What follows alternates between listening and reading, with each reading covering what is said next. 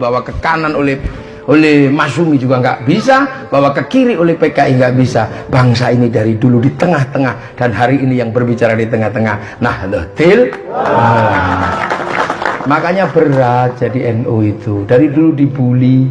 Jepang datang, satu-satunya ulama yang berani kerjasama dengan Jepang cuman Kiai Hasyim, menjadi ketua Sumubu, ketua Departemen Agamanya Jepang. Bung Karno melihat itu, oh berarti kerjasama dengan Jepang itu bisa secara syar'i. Bung Karno kerjasama dengan Jepang bikin peta. Akhirnya dua orang ini, yang satu berbicara agama, yang satu berbicara tentang nasionalisme, yang satu amanu wa amilus sholihat, yang satu berbicara tentang baladil amin. Tidak pernah disangka, ternyata hanya dalam beberapa waktu Hiroshima Nagasaki diledakkan oleh sekutu. Saat itu limbung. Kalau seandainya tidak ada Bung Karno dan tidak ada Kiai Hasyim, maka tidak ada Dokuret Suzumbi Tusakai, tidak ada Dokuret Suzumbi Inkai, tidak ada panitia persiapan kemerdekaan Indonesia. Lu yang kayak gini, tapi kalau bilang dibully udah dari dulu, biasa aja ya. Biasa sudah. NU itu berbicara bangsa, yang lain itu tinggal terimoin naik dok. Sudahlah kalian terimoin naik ya gitu. Nah, begitu Pancasila tidak disepakati, Kiai Hasyim yang mengambil alih. Kenapa? Karena Kiai Hasyim tumpuan para ulama waktu itu. Sebab satu-satunya ulama yang keluar dari Timur Tengah yang mendapatkan gelar Hadratus Syekh hanya Kiai Hasyim. Hadratus Syekh itu mensyaratkan apal kutubus sittah, Sahih Bukhari, Sahih Muslim, Sunan Abu Dawud, Nasa'i, Tirmidzi, Ibnu Majah. Itu Kiai Hasyim Asy'ari. Maka jangan pernah ragu menjadi pemimpin Nahdlatul Ulama, dan jangan pernah ragu diolok-olok oleh orang lain yang apalnya hanya hadis 3 atau 1 kullu bid'atin dolalah. Masa ragu. Maka jangan ragu jadi orang NU. Kurang keras apa namanya DITI dulu selesai di Indonesia, kurang keras apa PKI selesai, maka yang agak keras-keras itu nanti juga selesai di Indonesia. Selesai. Musik rock kurang apa galaknya di Indonesia ketika datang. Musik rock rambutnya panjang, belum 20 tahun rock dude. Ini Indonesia. Musik keroncong kurang apa gagahnya, sekarang jadi campur sari. McD gagahnya seperti apa, sekarang sambelaya, pawon deso, balik lagi. Sudahlah, ini siklusnya begitu. Makanya nggak usah ragu menjadi NU. Tahun 45 bangsa terancam oleh gerakan-gerakan radikal. Yang ngomong bangsa tinggal 3 orang, yang lain sudah berbicara tentang perang dan segala macamnya. Yang ngomong waktu itu tinggal siapa? Bung Karno ngomong bangsa, PKI ngomong bangsa, NU ngomong bangsa. Tiga-tiganya inilah yang tinggal ngomong bangsa, bersatu dalam Nasakom. Tapi ketika PKI mengkhianati bangsa, yang pertama kali ambil tindakan siapa? Nahdlatul Ulama. Jangan pernah ragu dengan NU. Tahun 71 Pak Harto menang, tapi Pak Harto ribut dengan kekuatan Indonesia, disatukan dalam satu partai, dalam fusi partai.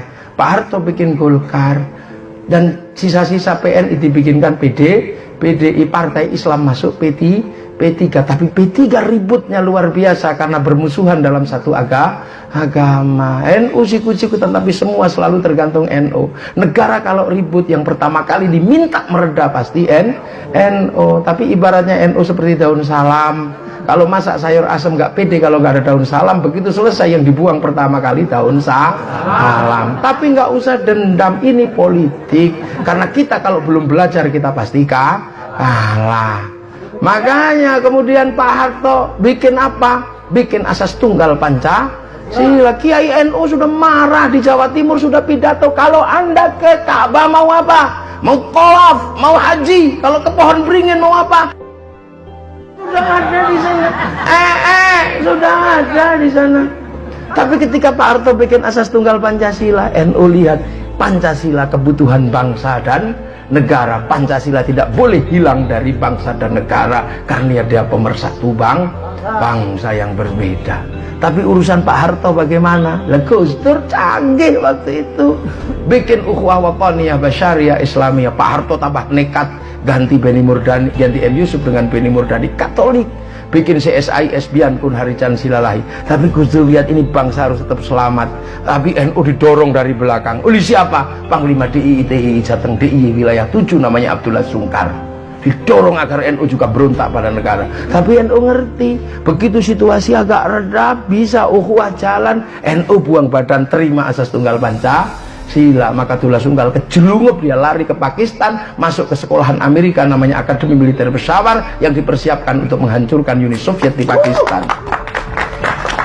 Ke sana membawa muridnya namanya Ba'asyir, Ba'asyir bawa muridnya namanya Mukhlas, Mukhlas bawa adiknya namanya Amrozi. Mau apa kamu? Ruwo tidak dibujeng ya. Begitu NU terima asas tunggal Pancasila, Pak Harto, aduh, ternyata bangsa dan negara selamat karena Pancasila. Tapi NU ngelawan Pak Harto jalan terus, tidak kemana-mana, tapi berada di mana. Pak Harto pusing, ini gimana? Bangsanya diterima, ngelawannya terus. Akhirnya Pak Harto, aku kalah. Akhirnya Mbak Tutut suruh ikut Gus Dur kemana-mana. Untuk apa? Untuk agar kita kehilangan Gus Dur, gak kehilangan NU. Akhirnya Mbak Tutut naik kemana-mana, naik bis NU. Namanya naik bis itu bayar. Kalau sebelum kalah namanya riswah, setelah kalah naik kendaraan namanya ujroh, ongkos naik kendaraan. Gus Dur nyopir, Mbak Tutut naik. Akhirnya Gus Dur jengkel, Gus Dur tidur, penumpang tambah satu lagi naik, anaknya Bung Karno namanya Megawati. Begitu naik berdua, cakar-cakaran di belakang, tinggal tidur sama Gus Dur. Meledak peristiwa 27 Juli tahun 96, dua singa berkelahi kecapean, maka yang jadi presiden adalah yang ngomong si singa. Itulah maka Presiden Indonesia Gus Dur. Ketua siapapun harus menghargai bahwa ketua NU menjadi presiden, maka jangan malu. Kita tidak bisa dianggap bodoh. NU pernah jadi presiden. Jangan ragu, kalau sekarang NU hampir punya calon wakil presiden, kita jangan ragu oleh huak-huak yang menganggap bahwa ini semua adalah tidak mungkin. NU mungkin apa saja. Ketua mereka sampai hari ini hanya menjadi tim sukses. Mikir, kita ini besar, tapi kalau kita jadi korban huak, kita memang kecil. Kuat persatuan kita. Ini bangsa. Makanya ketika NU santri ini ditinggali Islam, pertahankan sampai mati. Begitu Belanda datang, diusir secara bersama-sama, bersatu dalam negara kesatuan Republik Indonesia. Maka NKRI disebut wilayah Islam, pertahankan sampai mati. NKRI harga mati. Loh ini toh. Semuanya nanti akan menjadi NU pada waktunya. Nggak usah ribut saja. Hidup NU. Karena ulama ini jatah kita, ini muridnya ulama yang dulu anti Sayyidina, sekarang sudah mau. Walaupun baru baginda, nabiyina, rasulina, belum Sayyidina, nggak apa-apa. Sekarang dulu mereka anti tumpeng, sekarang mau nasi kotak. Dulu anti ingkung, sekarang mau suwiwidok. Semua tidak mau, rukyah mau sekarang. Ilaruhi nggak mau, semoga arwahnya mau. Alat musik nggak mau, tapi mulut sekarang mau tum mau.